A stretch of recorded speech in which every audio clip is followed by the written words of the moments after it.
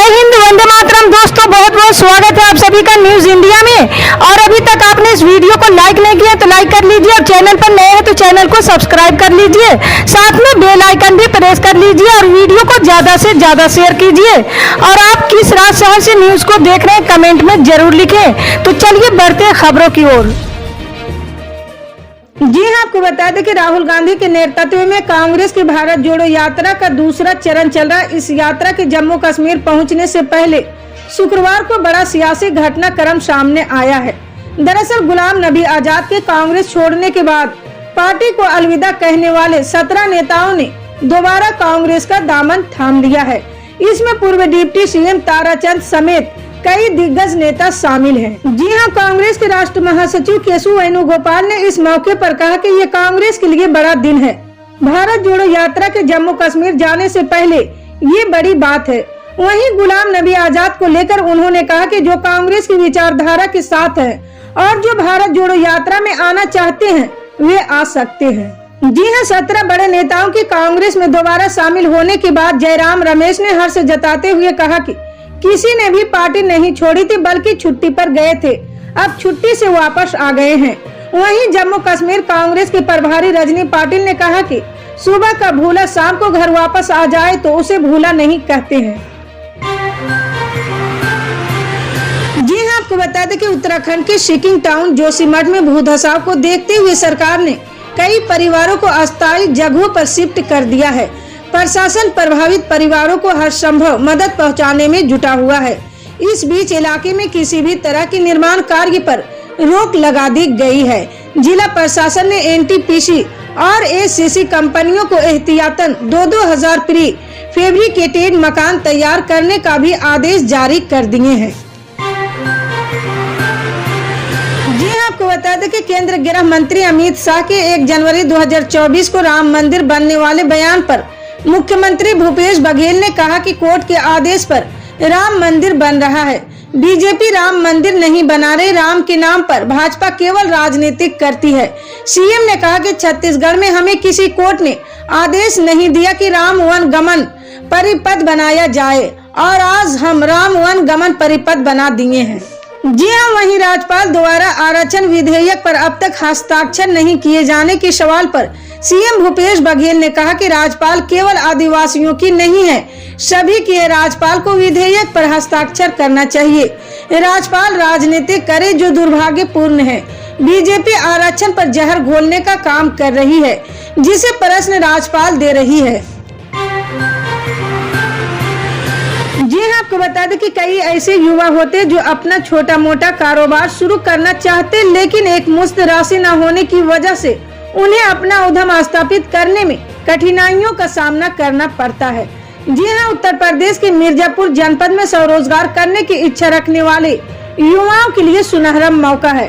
जिले के इच्छुक युवक युवतियां मुख्यमंत्री युवा स्वरोजगार योजना के अंतर्गत आर्थिक सहायता प्राप्त कर अपना उद्यम स्थापित कर सकते हैं, साथ ही दूसरों के लिए भी रोजगार सृजन कर सकते हैं। जी हाँ, जिला उद्योग उपायुक्त अशोक कुमार ने बताया कि मुख्यमंत्री युवा स्वरोजगार योजना के माध्यम से अनुसूचित जाति, अनुसूचित जनजाति, अन्य पिछड़ा वर्ग और सामान्य वर्ग के पुरुष और महिलाएं आवेदन कर लाभान्वित हो सकते हैं।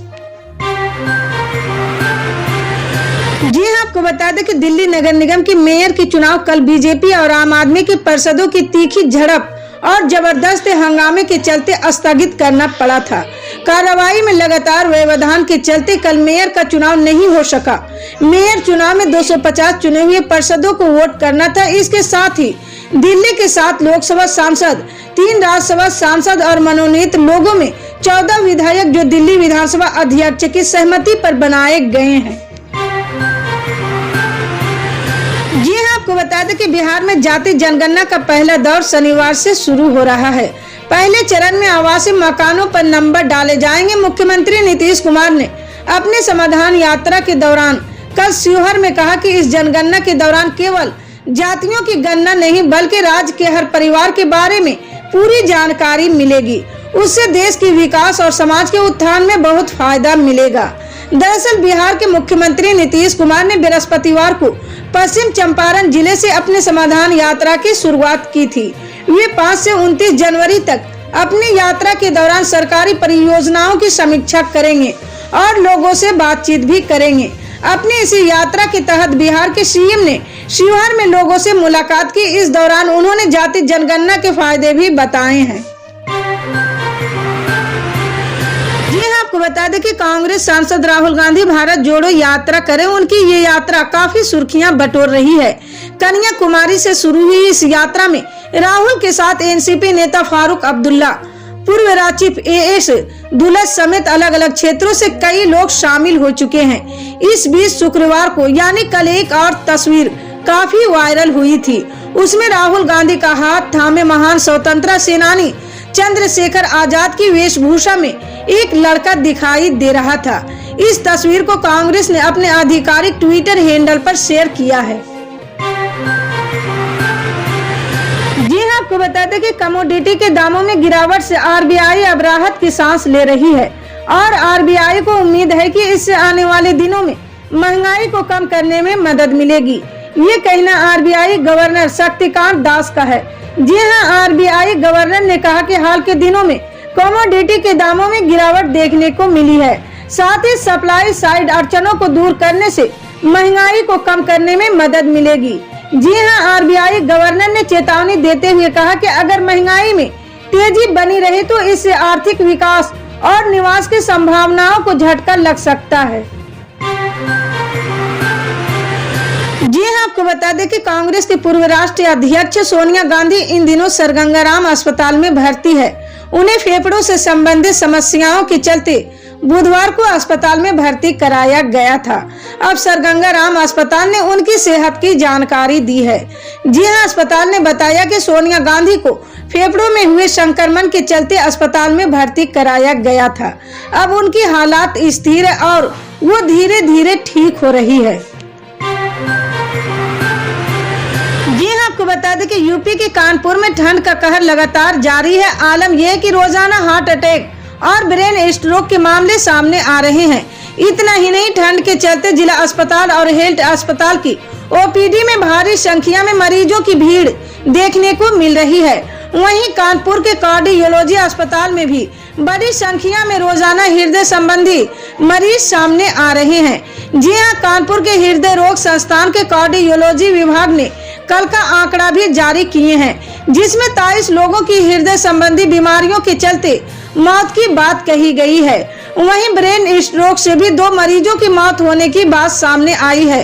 इस तरह कानपुर में गुरुवार को 25 लोगों ने सर्दी के सितम से अपनी जान गंवा दी है। जी हाँ, आपको बता दें कि अलवर जिले सहित पूरे एनसीआर में सर्दी का सितम जोरों पर है। अलवर जिले की अगर बात करें तो यहाँ भी रोजाना सूर्य के दर्शन दोपहर में हो रही है, जिससे सर्दी का प्रकोप भी बना हुआ है। सुबह सुबह कोहरे की आगोश में शहर ढका हुआ नजर आता है। हाड़ कपा देने वाली सर्दी से बचने के लिए लोग अलाव का सहारा ले रहे हैं। वहीं यातायात में भी वाहन चालकों को परेशानी का सामना करना पड़ रहा है। जहां रोडवेज बसें हो या ट्रेन, इनका संचालन भी कोहरे की वजह से बाधित हो रही है। इसी तरह की पल पल की अपडेट जानने के लिए जुड़े रहे हमारे न्यूज इंडिया के साथ। मिलते हैं अगली बड़ी खबर में, तब तक के लिए जय हिंद।